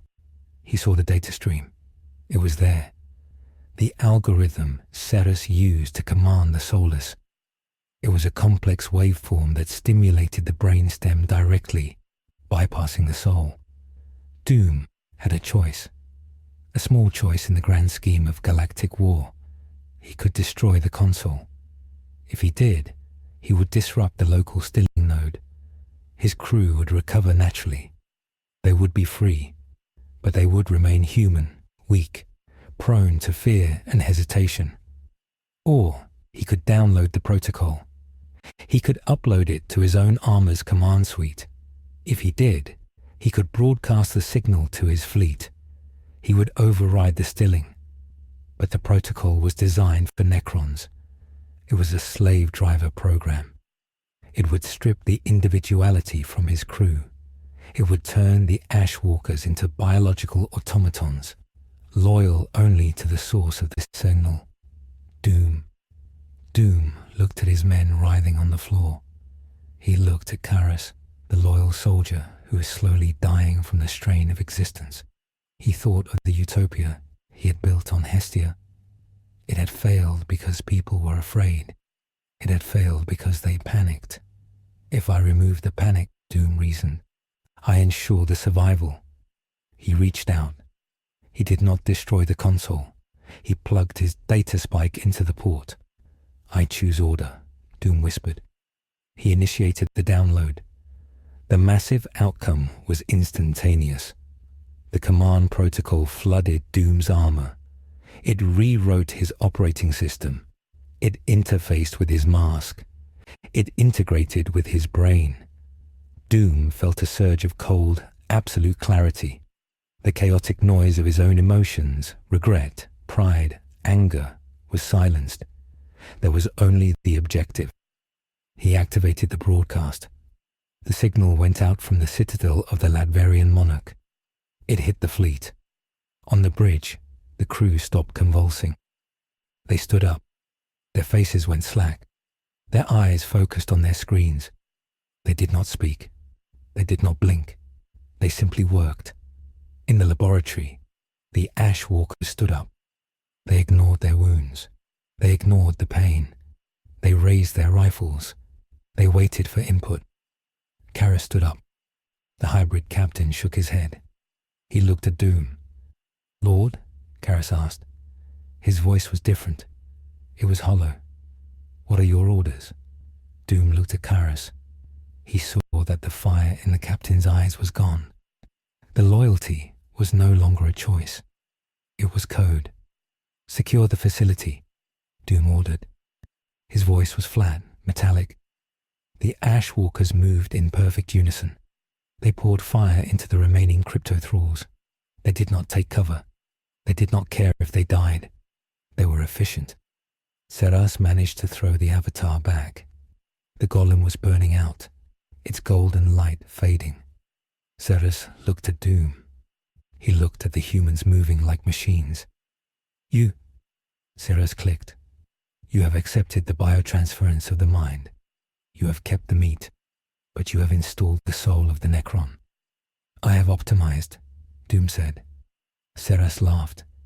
It was a glitching, screeching sound. You think you are the master. You have just connected yourself to the network. The Silent King can hear you now. You are not a rival human. You are a node. Szarekh slammed his staff into the ground. He teleported away, vanishing in a flash of green light.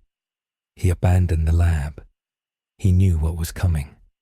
Doom stood alone in the center of his new army. He had won the battle. He had cured the stilling. But he felt the change. The connection to the network was a two-way street. He could feel the gaze of the Silent King. It was a pressure in the back of his mind, vast and ancient. And he felt something else. The avatar golem collapsed. The suit broke open. The residue of the Catan shard, Niadrazatha, leaked out. It did not dissipate. It was drawn to the source of the command protocol. It was drawn to Doom. The golden energy swirled around Doom. It sensed the cold logic of the Necron code in his mind, and it hated it, but it also sensed the burning ego of the man. The Catan essence lashed out. It struck Doom's chest. Doom screamed. This was not a download. This was an invasion. The Star God's fragment tried to burn out his nervous system, but Doom's new Necron-enhanced mind clamped down on the energy. He used the command protocol to cage the fire. He fused the Catan shard into his own arc reactor. The green energy of his armor turned gold. His eyes burned with the light of a trapped sun. He had become the battery. He walked out of the laboratory. The ash walkers parted like water. Karis followed, silent as a shadow. Doom returned to his ship. He sat on the throne. The ship hummed with the efficiency of the dead. "We have a course," Karis asked. Doom looked at the star map. The Pariah Nexus was lighting up. The Silent King knew exactly where they were. The entire dynasty was waking up to crush the intruder who dared to steal their code. "We do not run," Doom said. "The Silent King wants a node. I will give him a virus." Doom accessed the Necron pylon network through his new connection. He began to broadcast. Not a signal of silence, but a signal of noise. He played the national anthem of Latveria on a loop, encoded with a magical scrap code that irritated the Necron engrams. It was a challenge. The fleet of the Hestian exile moved deeper into the Nexus. They were no longer refugees. They were a legion of the lobotomized, led by a man who was losing his humanity to become a god of machines. But the massive outcome had a secondary effect Doom had not calculated. By integrating the Necron command protocol, Doom had inadvertently flagged himself in the databases of the galaxy. Far away, on the craft world of Ulthwe, Eldred Ulthrin looked into the skein of fate. He saw a new thread. It was not the red of chaos, nor the gold of the Imperium. It was a cold, metallic silver, burning with a golden center. "The Monkey has merged the paths," Eldrad whispered. "He has combined the soul in the machine. This is the doom of the Necrons, or the doom of us all." And in the depths of the warp, Vashtorr the Arkifane, the demigod of inventors and engineers, smelled the change. He smelled a soul that had mechanized itself. "A new partner," Vashtorr hissed, the gears of his teeth grinding. "Or a new component." Doom had secured his fleet, but he had lost his people. There were no more speeches to give. There were only commands to input. This ended with the Latverian monarch firing its engines, burning with a golden trail, heading toward the heart of the Nexus to commit regicide against the Silent King. The silence of the crew was absolute, and in that silence, Doom finally found the order he had always craved. It was perfect, and it was terrifying. Strategic update. Asset acquired. Necron command protocol. Mind control. Asset acquired. Catan shard fusion. Personal power boost. Asset lost. The free will of the Hestian population army. Asset lost. The Avatar Golem. Destroyed. New threat. The Silent King is fully alerted. Vashtorr the Arkifane is interested. Current state. Doom is a Techno-Lich, ruling a fleet of biological drones. The stage was set for the final convergence. Doom would not meet the Silent King as a man. He would meet him as a mirror image, a tyrant of will, commanding a legion of the soulless. The entry of the Latverian monarch into the Halo Stars was not a tactical maneuver, but a collision of epochs. Victor von Doom had piloted his fleet of lobotomized ships into the heart of the Szarekh Dynasty's sphere of influence. The pariah nexus was thick here, a soup of anti-reality, where the laws of physics were enforced with the brutality of a prison warden. The starlight was dim, filtered through layers of nocturnal blackstone dust that hung in the void like a shroud. Doom sat on his command throne, the gold light of the trapped Satan shard Nyadrazata pulsing beneath his chest plate. He was no longer entirely human. The Necron command protocol he had downloaded from Xeris had rewritten his neural architecture. He thought in hex code and felt in energy spikes. The sensors of the monarch screamed. They did not detect a fleet in the conventional sense. They detected a moving constellation. The armada of the Silent King, Szarekh, was spread across the system. Cairn-class tomb ships dwarfed the Imperial cruisers Doom had stolen. Scythe-class harvest ships prowled the flanks, and in the center, a mega-structure that defied the sanity of the younger races, the Song of Oblivion. It was a throne ship the size of a continent, powered by a captive Satan of its own, dragging the weight of 60 million years of regret. Doom looked at the display. The odds were incalculable, 1 trillion variables, all ending in 0. But Doom did not play by the odds. He played by the variable of the self. "Hail them," Doom commanded. His voice was a broadcast signal, transmitted directly from his mind to the fleet's comms array. The screen flickered. It did not show a face. It showed a glyph, the Ankh of the Triarch. "You are the thief," a voice spoke. It was not audio. It was a vibration in the metal of the ship. It was the voice of a being who had ordered the death of gods. "You wear the skin of a monkey and the mind of a machine. You are an error." "I am an upgrade," Doom replied. "I wish to speak with the king." "The king does not speak to dust," the voice replied. The armada fired. It was not a barrage of lasers. It was a synchronized pulse of Tesla energy and Gauss flare beams. The void lit up green. Doom did not evade. He engaged the protocol. Fleet, execute, defense pattern, Delta 9, Doom thought. The Hestian ships, manned by the drone crews, moved with impossible synchronization. They did not react. They acted. They formed a geometric lattice, overlapping their void shields to create a deflector grid. The Necron fire splashed against it. Ships exploded. The corvette hand of Latveria was vaporized instantly, but the formation held. Doom felt the death of the corvette crew. He felt it as a loss of data. It was annoying. He stood up. The Satan shard in his chest flared. He channeled the power into the ship's engines. "Ramming speed," Doom ordered. The Latverian monarch accelerated. It drove straight toward the Song of Oblivion. It was a suicidal charge. The Necron escorts moved to intercept. But the void changed. From the tear in reality, where the warp usually bled, something else emerged. It was not a demon of the four powers. It was a construction of gears, oil, and flesh. A forge of souls manifested in the vacuum. Vashtorr the Arkifane had arrived. The demigod of inventors and engineers had been watching Doom since the integration of the protocol. He smelled the unique scent of a soul that had voluntarily mechanized itself, fused with a star god, and retained its ego. To Vashtorr, Doom was the ultimate artifact. The Arkifane's worm ships erupted from the webway breach. They were hideous amalgams of demon engines, dripping with corrupt code. They did not attack Doom. They attacked the Necron escorts.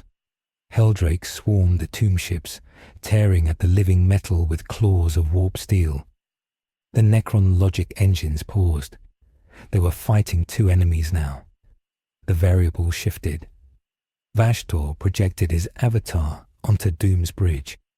He was a towering figure of metal and muscle, with exhaust pipes for horns and a hammer that dripped liquid fire. "Victor von Doom," Vashtorr hissed. His voice was the sound of a factory press. "You are breaking. The Star God eats your soul. The protocol erases your mind." "I am managing," Doom said, not looking away from the view screen. "You are failing," Vashtorr corrected. "I offer a deal. Become my engine. I will stabilize the shard. I will give you the logic keys to the Silent King's throne. All I ask is the design." "What design?" Doom asked. "You," Vashtorr smiled, revealing rows of drill bit teeth. "You are the bridge between the warp and the materium, the soul machine. Give me your schematic, and I will make you a prince of the forge." Doom sneered behind his mask. "I do not serve demons," Doom said, "and I do not file patents." "Then I will take the scrap when you burn out," Vashtorr said. The Arkifane vanished, but his fleet remained, engaging the Necrons. It was the distraction Doom needed. The Ladverian monarch smashed through the debris field of a destroyed scythe ship. It was leaking atmosphere. Fires burned on the hull, but it reached the teleportation range of the Song of Oblivion. "Karas," Doom said. The hybrid captain stepped forward. He was a husk. His skin was grey, his eyes blank. The protocol had hollowed him out. "We go," Doom said. Doom activated the teleportarium. He did not target a hangar. He targeted the throne room. He used the Catan shard to punch through the Necron quantum shielding. They materialized in a hall of black light. The scale was immense. Statues of the Silent King, miles high, lined the walls. The floor was polished noctilith, and waiting for them were the Triarch Praetorians. The Praetorians were the judges of the Necron race. They wielded rods of covenant. They moved with a silence that was absolute. There were 50 of them. Doom did not draw a weapon. He raised his hand. He accessed the command protocol. "Stand down," Doom ordered. The Praetorians hesitated. For a microsecond, the code Doom broadcasted confused them. It was a valid dynastic signature, but it came from a biological source. The hesitation was enough. Karas opened fire. He carried a multi-melter he had ripped from a vehicle. The heat blast vaporized the lead Praetorian. The battle was a blur of gold and green. Doom fought with magic and technology woven together. He cast shields of crimson energy to block the rods of covenant. He fired blasts of Satan lightning that turned the Praetorians to ash. But for everyone he killed, 2 more stepped from the shadows. Karas was overwhelmed. A Praetorian drove a blade through the captain's chest. Karas did not scream. He grabbed the blade, holding the Praetorian in place, and detonated the melter bomb strapped to his belt. The explosion cleared the hallway. Karas was gone. The last link to Hestia was severed. Doom stood alone in the smoke. His armor was scarred. His energy reserves were at 30%. He walked forward. The great doors of the throne room loomed. He pushed them open with a telekinetic blast. Szarekh, the Silent King, sat upon the dais of dominion. He was flanked by the 2 other members of the Triarch, bound to him in eternal servitude. Szarekh was majestic. His body was perfect living metal draped in a cape of flayed starlight. He did not look like a monster. He looked like a tragedy. He held the scepter of eternal glory. He looked down at Doom. "You are persistent," Szarekh said. His voice was not projected. It was spoken. And when the Silent King spoke, reality listened. "I am inevitable," Doom replied. "You are a child playing with a loaded gun," Szarekh said. "You carry a shard of the Burning One. You think it makes you strong. It is a cancer. It will consume you." "I control the fire," Doom said. Szarekh stood up. He descended the steps. "I have witnessed the birth of stars and the death of souls. I have bartered with gods and been cheated. Do you think you can bargain with me, human? I do not come to bargain, Doom said. I come to conquer. Doom fired a blast of solar energy. Szarekh deflected it with the wave of his hand. The Silent King moved. He was fast, faster than the Astartes, faster than the Elder. He struck Doom with the scepter. The blow shattered Doom's force field. It cracked the ceramite of his chest plate. Doom was thrown across the room. He skid across the black floor. He tried to rise, but the gravity of the room increased. Szarekh controlled the environment. You stole the command code of Seras, Szarekh said, walking closer. You enslaved your own race to mimic mine. It is pathetic. We lost our souls to a trick. You gave yours away for efficiency. Doom struggled against the gravity. His bones creaked. Efficiency is survival, Doom gasped. Szarekh raised the scepter for the killing blow. And then, Vashtorr the Arkifane tore through the roof. The demon prince had not stayed in the void. He wanted the prize. He smashed through the hull of the throne ship, descending in a cloud of warp smoke. The Silent King looked up. He did not fear the demon. He despised it. Filth of the Empyrean, Szarekh spat. Vashtorr landed between them. The human is mine, Necron, Vashtorr growled. His soul belongs to the forge. Szarekh turned his weapon on Vashtorr. Nothing in this galaxy belongs to the warp while I stand, Szarekh said. The three-way battle that ensued was a convergence of absolute powers. Szarekh, the master of the material universe. Vashtorr, the rising god of the machine soul. And Doom, the mortal who refused to die. Szarekh unleashed the power of the dais. Tesseract arcs lashed out, banishing parts of Vashtorr's body into pocket dimensions. Vashtorr countered with scrap code corruptions that rusted the Necron metal instantly. Doom lay on the floor. He watched the Titans fight. He realized the truth. He could not win a duel. He could not outfight the Silent King. He could not outcorrupt the Arkifane. But he had one thing they did not. He had the data. Doom accessed his internal memory banks.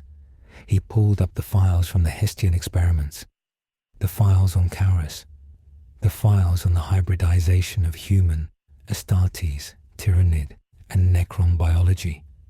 He had solved the rejection rate. He had found a way to graft a soul back into a machine body without it withering. It wasn't perfect, but it was the missing link Szarekh had spent 60 million years looking for.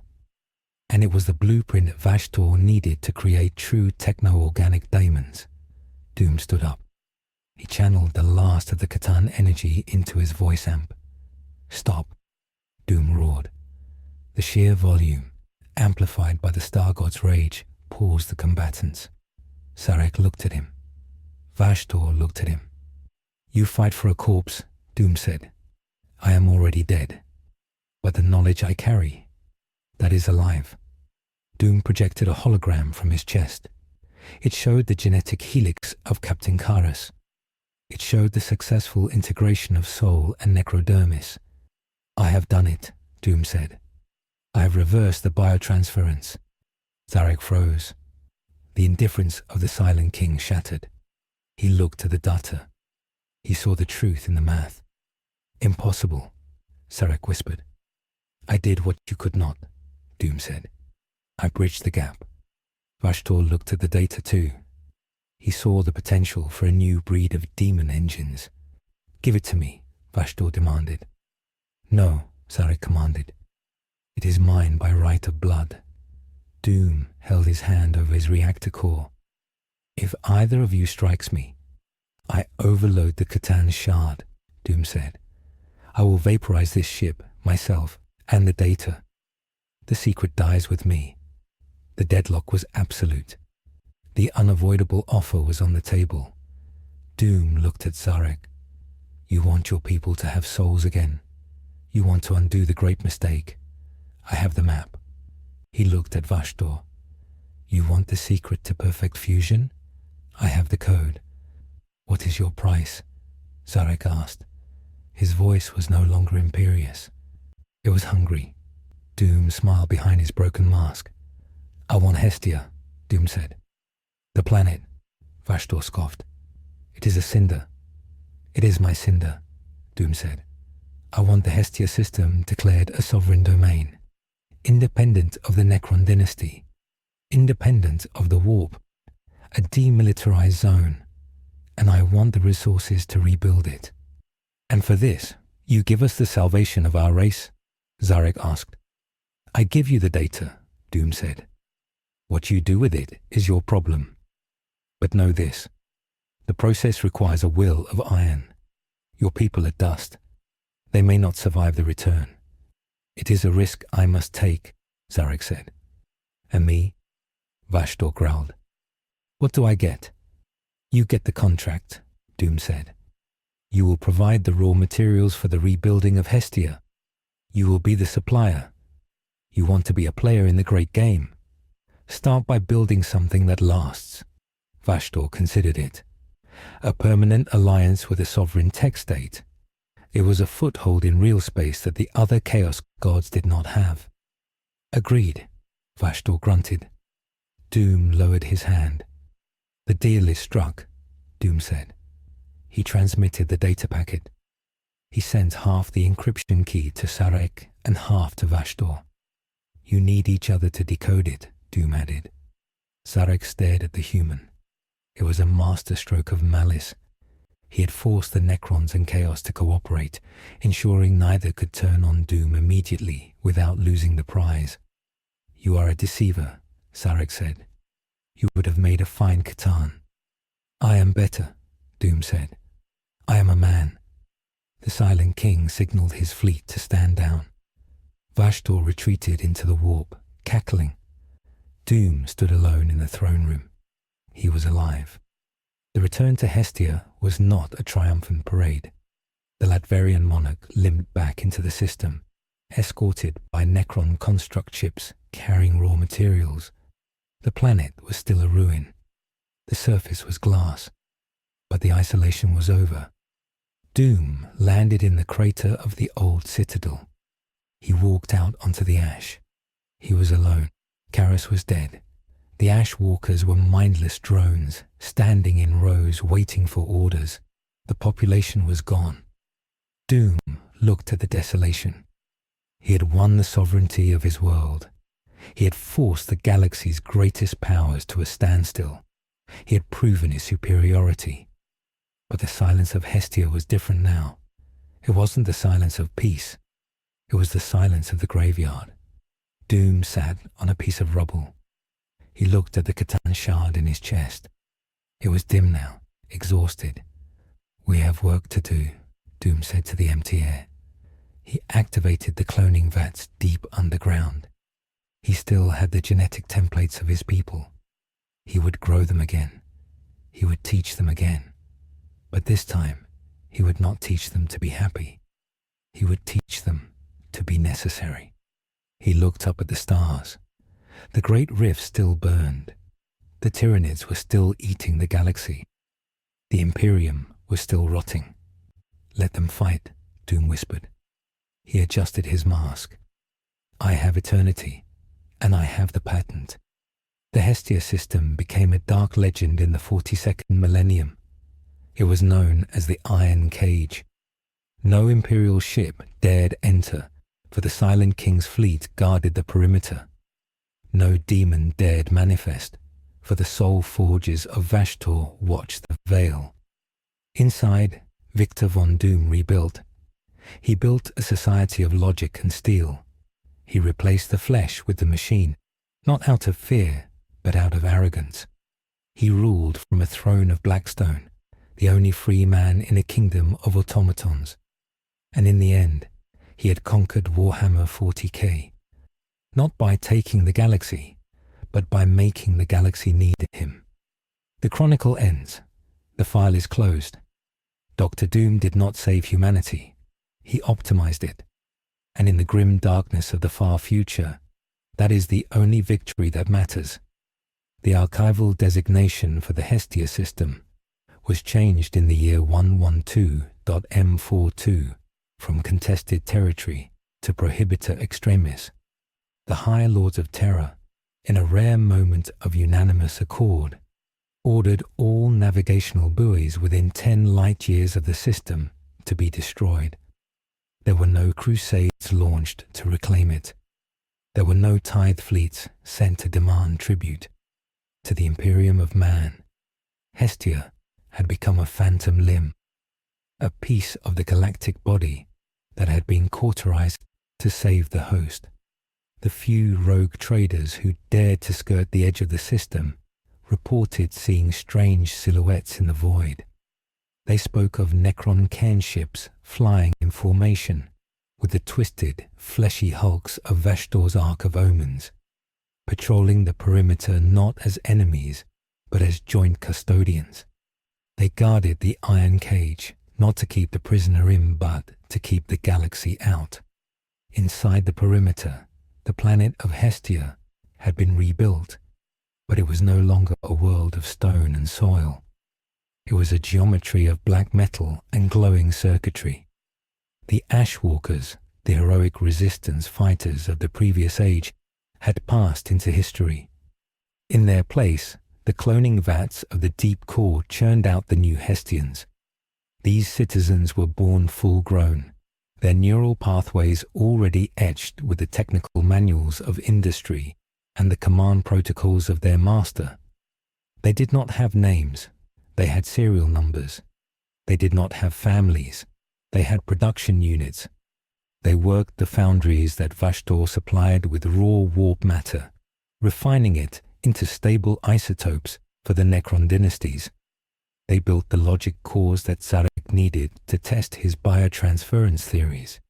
They were the perfect workforce, stripped of the messy variables of hope and fear. Victor von Doom sat at the apex of this machine. The Catan shard of Nyadrazata still burned within his chest, but it was dim now, a controlled ember rather than a raging fire. Doom had mastered the Star God just as he had mastered the politics of the divinities. He had not simply given the Silent King and the Arkifane the data they wanted. He had given them a puzzle. The genetic code for reversing biotransference was flawless, but the resources required to execute it could only be synthesized on Hestia. Doom had made himself the bottleneck of the future. As long as the Necrons dreamed of souls, and as long as Chaos dreamed of machines, Hestia was untouchable. He spent his days monitoring the galaxy. He watched as the Silent King's attempts to use the data caused civil wars within the Necron dynasties, pitting the traditionalists against the flesh seekers.